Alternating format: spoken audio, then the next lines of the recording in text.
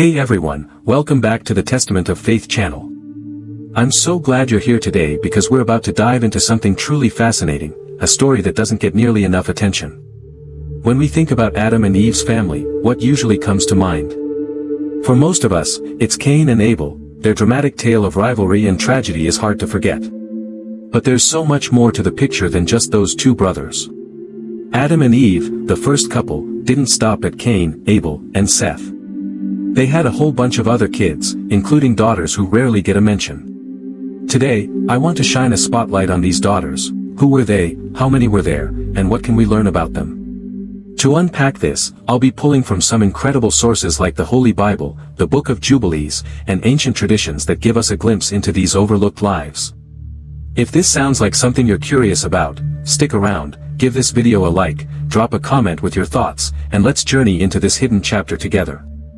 Let's start with a question: why don't we hear more about Adam and Eve's daughters? It's a fair thing to wonder.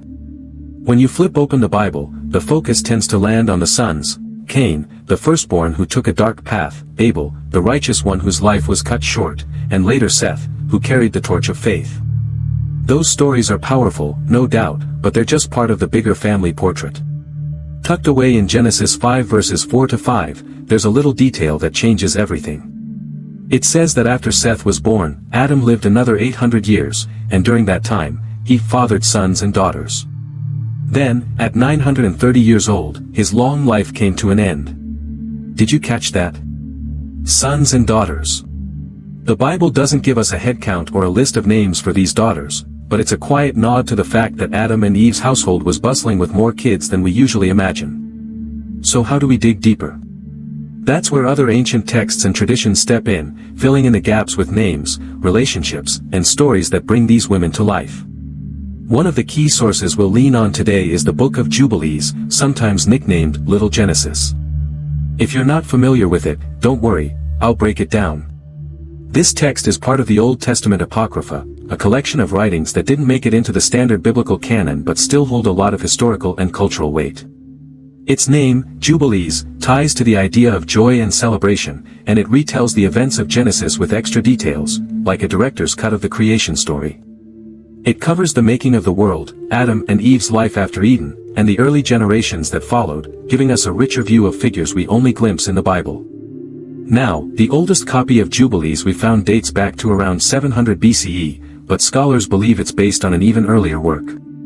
Some connect it to the Book of Chronicles and suggest Ezra, the famous scribe, might have written it. But here's where it gets wild: Jubilees itself claims Moses as its author. Picture Moses up on Mount Horeb, fasting for 40 days and nights, communing with God and an angel, receiving this revelation. Could it be true? We can't say for sure, but the text's age and its deep roots in Israelite culture make it worth taking seriously. Jubilees isn't just a standalone oddity, either.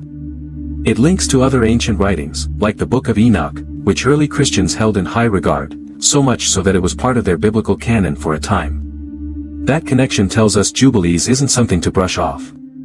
It aligns with biblical events and adds layers to stories we thought we knew. So when it starts naming Adam and Eve's daughters, I'm all ears. Let's meet the first one, Avan. According to Jubilees and various Semitic and Abrahamic traditions, Avan was Adam and Eve's firstborn daughter. Her name in Phoenician Hebrew means potency or even vice, a word that carries weight and complexity. Avan's story takes a twist because she didn't just stay a daughter, she became Cain's wife and sister. I know that sounds strange to us now, but in the early days of humanity, family ties worked differently. Together, Avan and Cain had kids, including a son named Enoch. This isn't the Enoch who walked with God later on, this is Cain's son, the one he named a city after. Genesis 4 tells us that after Cain was banished for murdering Abel, he built a city called Enoch, a monument to his son and a new start in a broken world. Avan's name shows up in Jubilees, but in other texts like the Cave of Treasures, she's called Kelima. Same woman, different label, either way, she's the first daughter who helped launch Cain's lineage. Next up is Asherah, the second daughter in the spotlight. Her story ties to Seth, Adam and Eve's third son, born after Abel's death. Seth's name is special, it's rooted in Hebrew and means something like compensation or substitution. To Adam and Eve, he was a blessing, a righteous son to fill the void left by Abel's loss. Asherah, according to Jubilees, became Seth's wife, and their marriage kicked off a family line that stayed true to God. Here's a twist from Jubilees. It says Asherah was originally Abel's wife, left widowed when Cain killed him. Later, when Seth grew up, she married him, and they built a life together. Their son Enos is a big deal. Genesis 4 verse 26 says that in his time, people began to call on the name of the Lord. That's a beautiful detail. It suggests Enos sparked a wave of prayer and devotion, a spiritual turning point for Seth's descendants. Asherah and Seth's lineage didn't stop there, either. It stretched all the way to Noah, the man who saved humanity through the flood. So Asherah's role isn't small, she's a bridge between creation and some of the Bible's most defining moments. Now, let's zoom out and tackle the big question: just how many kids did Adam and Eve have? Genesis doesn't give us a tally, just that mention of sons and daughters over 800 years. With lifespan stretching into the hundreds, Adam at 930, Eve likely close behind, it's no stretch to say they were prolific. Eve, as the first woman and mother of all living, was built for this.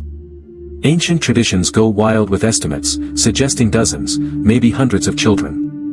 Think about what that means: a couple living nearly a millennium, in a time when growing the human family was the mission. To put it in perspective, let's look at a modern record. The Guinness World Records lists Valentina Vassiliev, an 18th-century Russian woman, as having 69 children, 16 pairs of twins, 7 triplets, and 4 quadruplets, across 27 pregnancies. That's staggering today, but Eve? She had centuries to work with. If Valentina could manage 69 kids in a normal lifespan, imagine what Eve accomplished over 900 years. Some traditions peg Adam and Eve's total at 70 or more, but with their health, strength, and the era's focus on procreation, hundreds isn't out of the question. Here's another gem from Genesis 6 verse 1, as humanity grew, many beautiful daughters were born to Adam's descendants. That line hints at the scale of their family and the diversity that came with it. Adam and Eve, as the original pair, carried the genetic seeds of every ethnicity we see today. Their sons and daughters branched out, creating a world of different races and cultures, all tied back to that first couple. Science even nods to this with mitochondrial DNA studies, often dubbed mitochondrial Eve, showing that every human shares a common female ancestor. It's a mind-blowing thought. From Avan and Asherah and their countless sisters, humanity's rich tapestry took shape. So, what's the takeaway? Adam and Eve's daughters aren't just footnotes, they're part of the foundation. Their stories, though less told, ripple through history, connecting us all. What do you think about this? Did you know their daughters had such a legacy? Drop your thoughts in the comments, I'd love to hear from you. And if there's a scripture topic or character you want me to explore next, let me know. Thanks for hanging out with me on this deep dive. See you in the next one, take care.